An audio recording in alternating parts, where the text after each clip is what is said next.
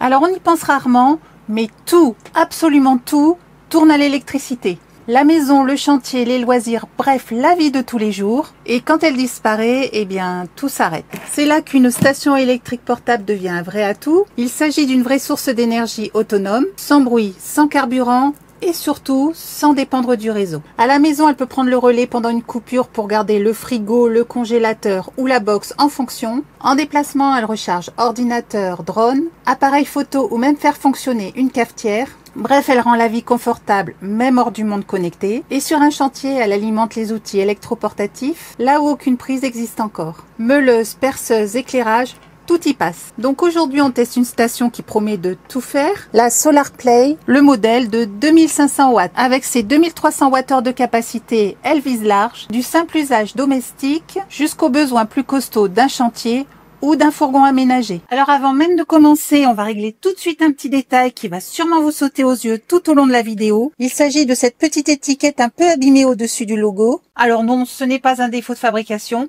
ni une trace de choc pendant le transport, c'est juste le film de protection. Vous savez, celui qu'on hésite à enlever comme sur un smartphone neuf. Allez, voilà pour ce petit détail, on peut passer aux choses sérieuses. Au premier contact, le design est soigné et le gabarit est plutôt raisonnable pour une station de 2300 Wh de capacité. Seul bémol, les plastiques qui semblent légers et creux au toucher. On n'est clairement pas sur une coque renforcée, mais rien de dramatique. Disons qu'il faudra lui éviter les chantiers tout terrain et les week-ends un peu trop rock'n'roll. Maintenant qu'on l'a sortie de sa coquille, on va quand même regarder ce qu'elle occupe comme place. 38,9 cm de longueur, 28 cm de largeur, 34,2 cm de hauteur pour un poids de 21,8 kg. En clair, ça reste transportable. C'est pas une plume, mais on peut pas dire que ce soit un monstre non plus. Les poignées font bien le job et on la transporte facilement d'un point à un autre. Bon, on sait maintenant ce qu'elle pèse et vu la place qu'elle prend, on se doute bien que ce n'est pas juste une jolie boîte avec des prises. Et là, on entre dans le cœur du sujet, la batterie. Alors, comme je vous le disais, cette station embarque une batterie de 2300 Wh de capacité, largement suffisant pour faire fonctionner, par exemple, un ordinateur portable pendant tout un week-end, regarder une télévision non-stop pendant plus de 2 jours ou faire tourner de l'outillage électroportatif très gourmand non-stop pendant plus d'1 heure. Et pour stocker cette énergie, elle utilise une batterie LiFePO4 lithium fer phosphate pour les initiés, une des chimies actuellement la plus sûre du marché. Contrairement aux batteries lithium-ion classiques, celle-ci ne surchauffe pas, elle ne gonfle pas et ne prend pas feu, même en cas de surcharge. Et résultat, on peut la charger 3500 fois sans réellement perdre en capacité. Alors à l'intérieur de cette station, il n'y a pas que la batterie. Il y a aussi ce qu'on appelle un BMS. Il s'agit de l'ange gardien de la centrale, un peu le cerveau de l'ensemble, je dirais. Il surveille tout en permanence, la température, la tension, le courant et même la santé de chaque cellule. Si la tension monte trop haut, il coupe. Si la batterie se vide trop, il coupe. Et s'il fait trop chaud ou trop froid, il limite la puissance. En gros, il protège la batterie contre tout ce qui pourrait la fatiguer ou la détériorer. Alors 2300 watts, c'est une bonne réserve d'énergie, très bonne même je dirais. Mais attention, cette énergie-là fond très vite si on la sollicite fort. Et heureusement, la SolarPlay n'est pas qu'une unique source d'énergie. Elle se recharge aussi de plusieurs façons et c'est là qu'elle devient vraiment pratique. Première option, la charge secteur. On la branche simplement sur une prise secteur avec le câble fourni et en quelques heures, elle retrouve sa pleine capacité. Alors quand je dis quelques heures, ce sera à peine plus de 2 heures puisqu'elle recharge jusqu'à 1100 watts maximum par heure. Alors notons que notre habitation est totalement alimentée en énergie solaire, ce qui signifie que même raccordée à notre réseau 220 volts, les recharges restent totalement gratuites. Donc voilà pour la recharge sur le secteur. Et nous avons une deuxième possibilité, la recharge solaire directe. Alors c'est très simple, il suffit de raccorder la connectique sur la prise XT90 de la station. À noter qu'elle est également inclue dans le colis. Connectique à raccorder directement sur les panneaux solaires via ces prises MC4. Et là, on la relie à un ou plusieurs panneaux en respectant un voltage compris entre 11,5 et 48 volts pour une puissance maximum de 500 watts. Et juste à côté, donc dans le même bloc, on retrouve 2 prises de secteur en 220 volts pouvant délivrer en sortie jusqu'à 2500 watts maximum. Et un détail qui compte vraiment, c'est que la SolarPlay délivre un courant pur sinus. Et ça, ce n'est pas juste un argument technique, c'est la garantie d'un courant aussi propre que celui du réseau EDF. Alors cette centrale est bien entendu équipée du mode UPS. Pour faire simple, il s'agit d'une fonction de secours simple et rapide qui protège les appareils essentiels lors d'une coupure de courant sans qu'on s'en rende compte. Le principe est très simple, quand la station est raccordée au réseau et qu'il y a une coupure de courant, elle bascule automatiquement sur sa propre batterie. Sur ce modèle en 20 millisecondes, un temps qui reste largement suffisant pour la plupart des appareils du quotidien. Alors il y a certains appareils très sensibles comme des ordinateurs, voire même du matériel médical qui pourraient éventuellement détecter cette micro-coupure. Alors renseignez-vous bien avant d'acheter cette station que votre matériel est bien compatible avec ce type d'UPS. Sachant qu'en plus de son basculement en 20 millisecondes, il ne vous garantira un courant stable que jusqu'à 1100 watts. Un peu plus haut, on retrouve le bouton de mise sous tension des deux prises de sortie dont on vient de parler. Juste au-dessus, on retrouve un fusible réarmable qui agit comme un disjoncteur miniature en cas de surcharge ou de court-circuit. Il coupe tout simplement le circuit pour éviter tout dégât et on peut le réarmer tout simplement manuellement une fois le problème réglé. Juste au-dessus, on retrouve les deux ventilateurs de refroidissement. Ils s'activent automatiquement pour refroidir la station quand elle chauffe ou quand elle débite beaucoup de puissance. Sachez donc qu'il faut impérativement éviter de les obstruer. Allez, on passe maintenant à la façade.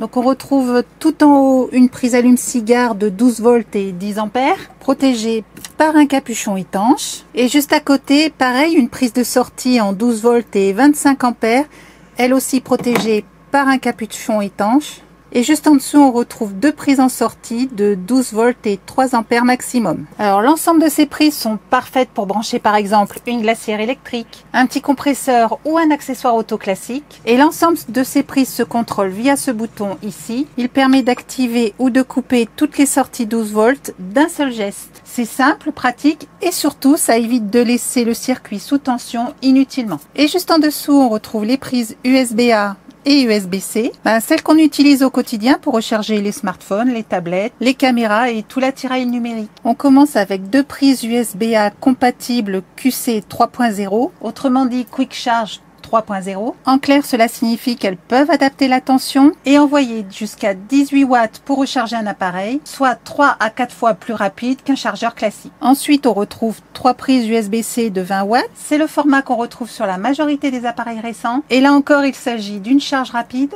Et pour finir, une plus costaud, une prise USB-C de 100 watts. Il s'agit d'une vraie sortie haute puissance, drone, ordinateur portable ou même smartphone de toute dernière génération équipé de cette fonction. Et juste à côté, on retrouve le bouton d'activation avec cette icône LED qui s'allume quand la sortie correspondante est en marche. Pour résumer, chaque zone AC, DC et USB a son bouton dédié et ça économise donc de ce fait de la batterie. Alors une fonction plutôt maligne sur cette Solar Play, c'est la possibilité de régler directement la puissance de charge donc via ce bouton et on peut faire varier cette puissance entre 300 watts et 1100 watts. Et ça, c'est loin d'être un gadget, ça permet de régler la puissance de charge selon la situation, comme par exemple si on est raccordé à une petite installation solaire ou à un réseau électrique limité, on choisira donc une charge à 300 ampères pour ne pas tout faire disjoncter. Et par contre, si on souhaite recharger vite avant de repartir, on monte tout simplement à 1100 watts et on peut repartir en un temps record. C'est un petit bouton simple, mais une vraie bonne idée, et ça, peu de stations le proposent de manière aussi simple. Et juste à côté, on retrouve l'écran principal. C'est lui qui donne toutes les informations sur la charge entrant, la décharge, le temps restant en heure, le pourcentage d'énergie restant, accompagné de son petit pictogramme bleu. C'est simple, c'est clair, et on sait tout de suite où on en est. Nous l'avons vu tout à l'heure, l'écran affiche les différentes zones actives.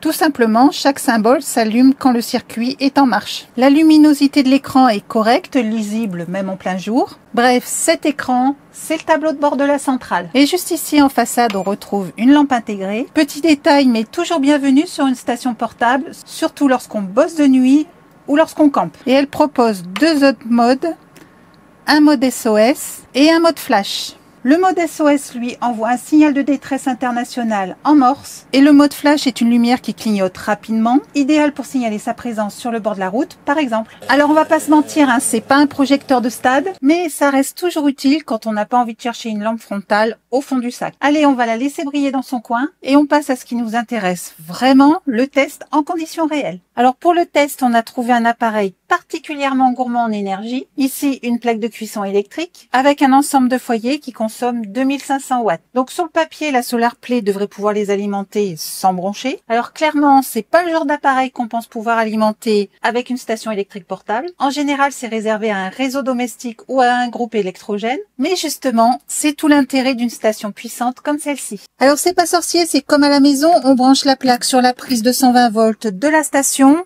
On actionne le bouton pour mettre les sorties sous tension. Et c'est parti, aussi simple que sur le plan de travail. Allez, je commence par mettre en route celle-ci. On voit la puissance grimper à un peu moins de 1200 watts. Ça commence à rougir, hein. Et on alimente la deuxième. Les ventilateurs viennent de se déclencher automatiquement et la puissance en façade nous indique un peu moins de 2500 watts. Alors on est pile sur la limite théorique et pourtant tout reste maîtrisé. Aucune alarme, aucun décrochage. Elle encaisse bien la puissance annoncée et les ventilateurs qui se sont mis en route dès le départ savent se faire très discret. Alors évidemment, à 2500 watts, l'autonomie fond vite. À ce rythme, avec une plaque qui fonctionne à 2500 watts en continu, on aurait pile 1 heure d'autonomie. Mais ce test montre que la centrale peut faire tourner du vrai matériel domestique ou professionnel et pas uniquement que des petits appareils nomades. Voilà, on arrive à la fin de la présentation de la SolarPlay 2500 watts. Tout ce qu'on a à retenir, c'est que c'est une station simple, puissante et bien pensée et qu'elle est capable d'alimenter aussi bien des petits appareils du quotidien que des appareils bien plus gourmands. Et le gros plus, c'est qu'elle reste simple d'utilisation. On branche, on appuie et ça fonctionne. Et comme d'habitude, si vous avez des questions, les commentaires sont faits pour. Et on se retrouve très vite pour de nouvelles découvertes. Toujours sur la route, toujours connecté.